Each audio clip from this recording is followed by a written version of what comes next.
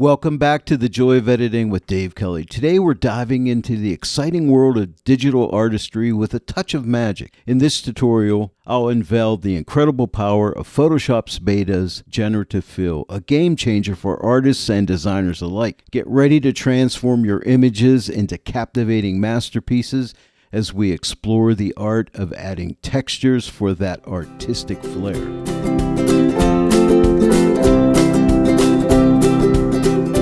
Hello everyone, and welcome back to the Joy of Editing with Dave Kelly. Whether you're a seasoned pro or just starting your creative journey, you're in for a treat. Follow along as we uncover the secrets behind using Generative Fill to craft images that will take your artwork to new heights. Don't worry if you're new to the concept, I'll guide you through every step. So grab your creative spirit and let's embark on this textured adventure together. By the end of this tutorial, you'll have a whole new set of skills to elevate your designs. Let's jump right in and create some texture magic with Photoshop Beta's Generative Fill. Are you ready to have some fun with textures? Now, what you just saw was some of the images that I've created with textures. I'm really into flower photography, and I like to shoot with a very shallow depth of field. And I find these types of images, like the one we're going to work on today, work really well when you add textures to them. And I'm going to show you how we can use Photoshop Beta's Generative Fill to help us out here. This is going to be really cool. This is great technology, and I hope you like this one. Now, you can apply textures to any type of photography. It really depends, and it's something that you just really have to experiment and see if a texture will help an image.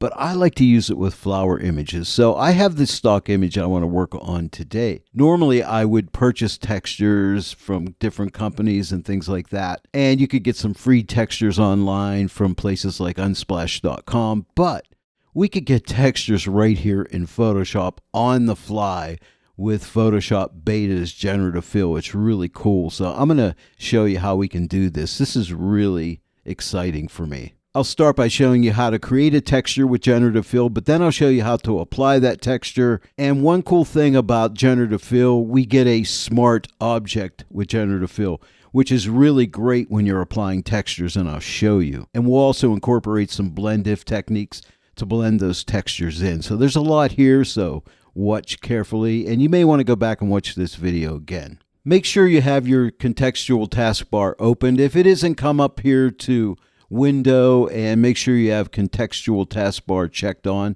That's important. Step number one is you need to select the entire image. And to do that, it would be a shortcut of Command or Control A. That selects the entire image. And I have the TK9 plugin for Photoshop, and I have an action right here for Select All because I do this all the time.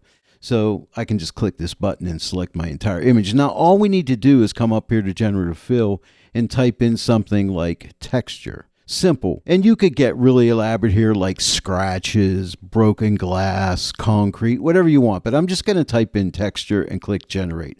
I find I get some really cool results this way. And you never know what you're going to get. And that's half the fun, because after all, isn't this all part of the joy of editing? So here's my first texture. Let's take a look at the next one. Remember, you always get 3 choices. Here's the second one. That's pretty cool. And here's the third one. Now they're colored, right? And that's okay. And I'll show you normally what I like to do for my next step.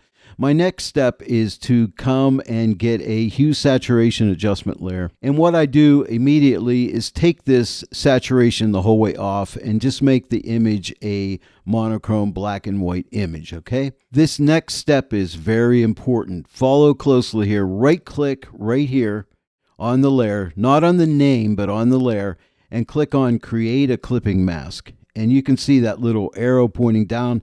That's targeting the layer underneath it, not the layer below it. That's important. We just want to take the color out of this image here.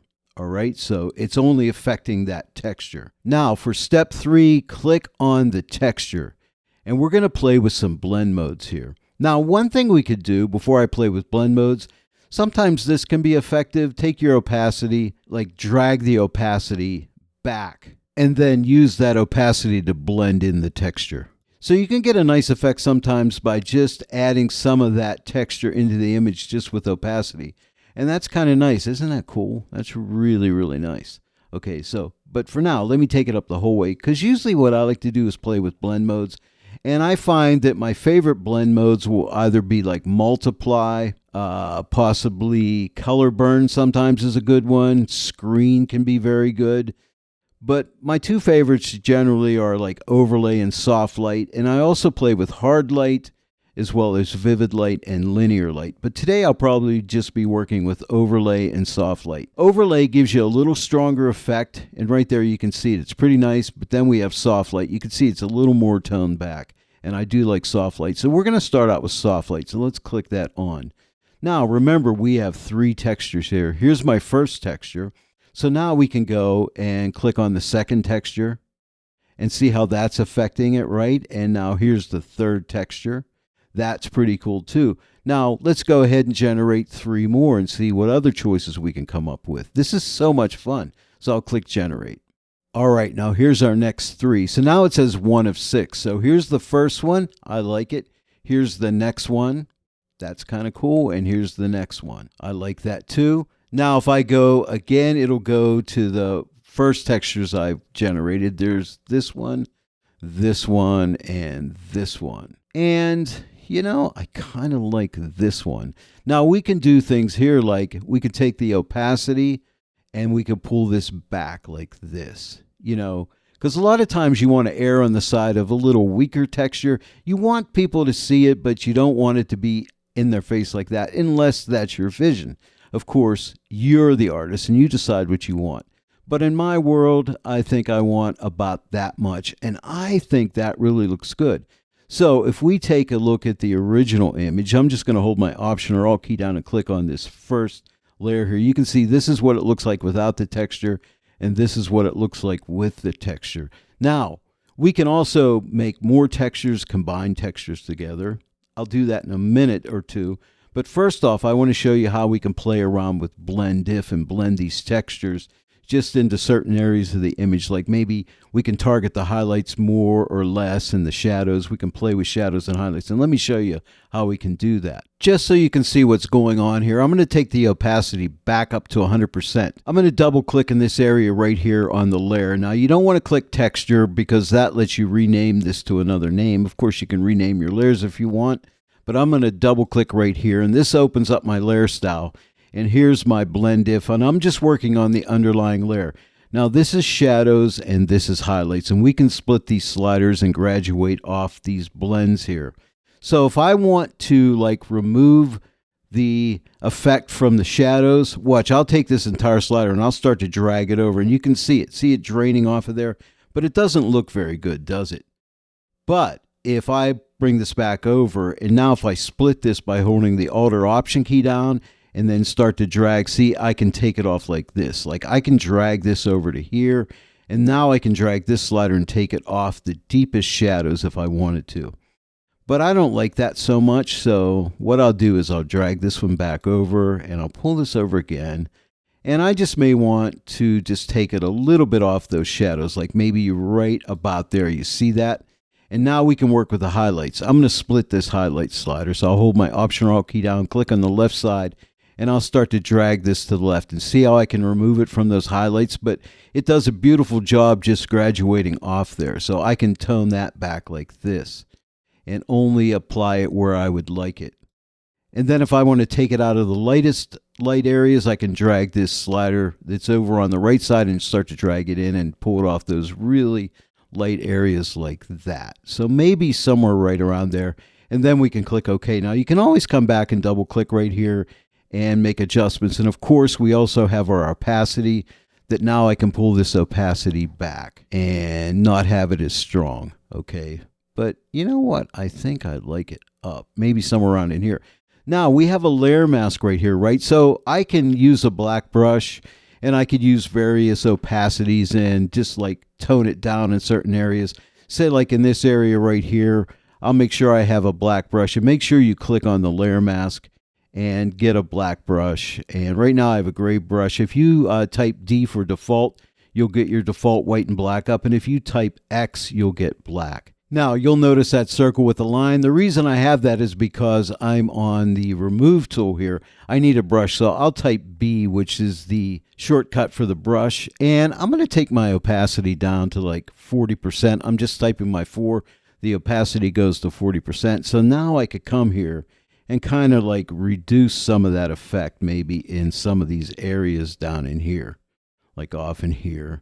So again, so you also have a layer mask that you can work with as well and, take things off, whatever you want to do. Now, if I went too far, I can type X, and now maybe at like 20%, I'll type my 2 key. I can bring some of that back in, like down in here. So you can play with that and blend with your brush. It's all part of creating, right? That's how you do it. So you can paint on these layer masks, which is really nice. Now, this is a smart object, and here's something I really like to do when I'm working with textures, and that is to come up here to filter and come down to blur and go to Gaussian blur.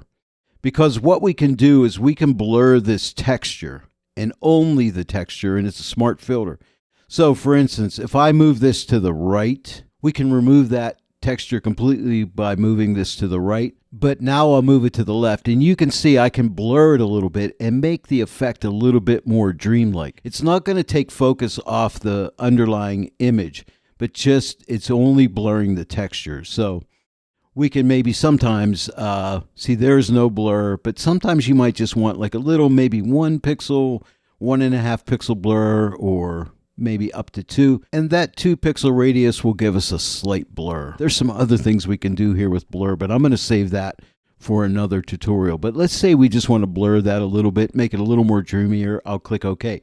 Now it's a smart filter, so you can always come back here and double click this and go and readjust this. I'll click cancel for now, but remember it's a smart filter. You can use any type of an adjustment here as a smart filter, curves, levels, whatever. Let's see what another texture on top of this would look like. Now here's what you need to do. You need to go down and make the original image layer active, which is layer 0 in this case, and now do another Command or Control A to select the entire image. And now this time I'm going to type in the contextual taskbar painterly and click generate and see what kind of a texture I can get here. And now you might say, oh my goodness, Dave, you destroyed what you were doing. No, I really didn't. I'll show you what. Take this layer, click on it, and drag it to the top of the layer stack. Now, nothing happens yet, right? Because we have to change blend modes and so on. And also, I want to put another hue saturation adjustment layer above it and right here, and make sure we clip it. So I'll right click here and create clipping mask. It clips it just to that layer, and then I'll take the saturation the whole way off. And now we're going to click on this layer, and now we can play with some blend modes. Or we could take the opacity, and we could pull it the whole way back, and then just add a little bit in like that. You see that? We're adding that texture in there. And that could be somewhat effective sometimes. Now, it will blur out the image underneath it a little bit because it's interacting. It's actually going over top of it. It's not actually blending in.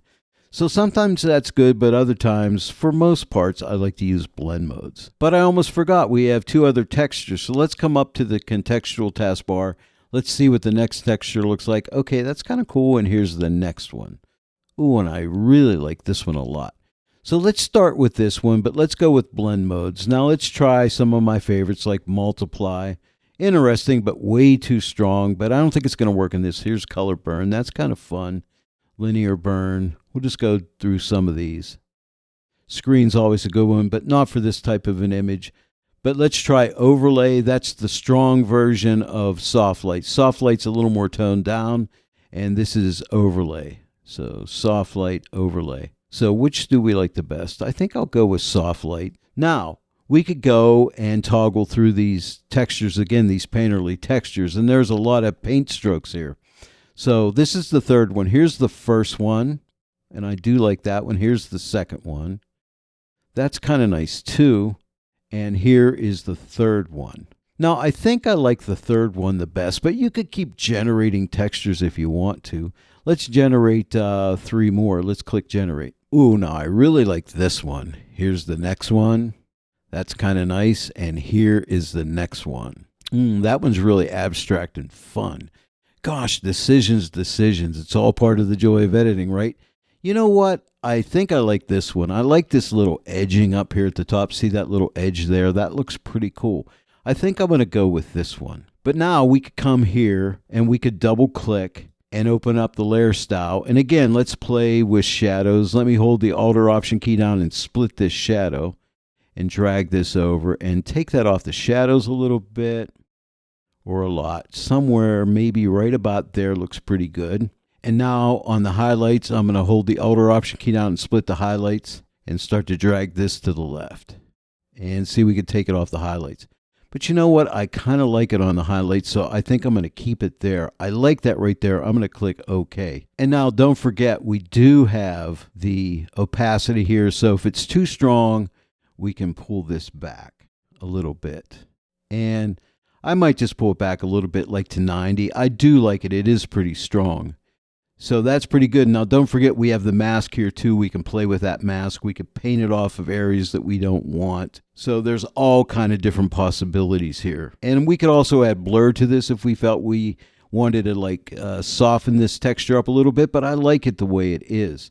And then we could come back to this texture layer and, we could pull back on it a little bit. And maybe we don't want it quite as strong, so we could...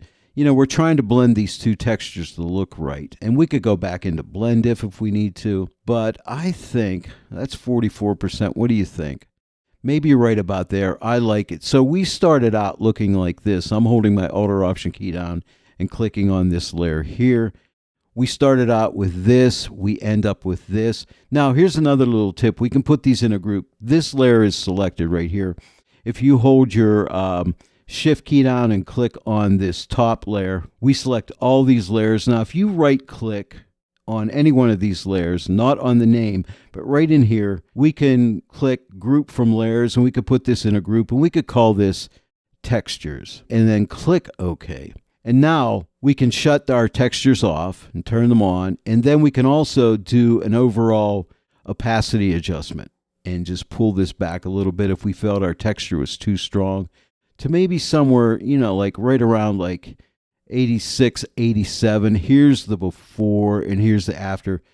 But that's a good taste of texturing, what you can do with it. And we could also put a layer mask on here and paint the overall texture off in certain areas, whatever we would like to do. But I think I like it. And that is texturing. But Photoshop Beta with Generative Fill and texturing, man, you could do so much. You can make texture scratches, you can make concrete texture, wood texture, whatever. You just type it in the field for Generative Fill and see what you come out with. And you could keep generating till you find something you like. But it's a lot of fun to play with and experiment. Well, there it is, everyone. I hope you enjoyed this tutorial today, and I hope you learned something. Here's some of the images I made, again, with some textures. If you enjoyed today's tutorial, please give it a like, share it with your friends. And if you're not yet a subscriber to this channel, please subscribe. Click that bell notification icon. Select all notifications so you never miss a notification. I want to thank each and every one of you for joining me today in the Joy of Editing with Dave Kelly, and I will see you all right here next time. But until then, happy editing!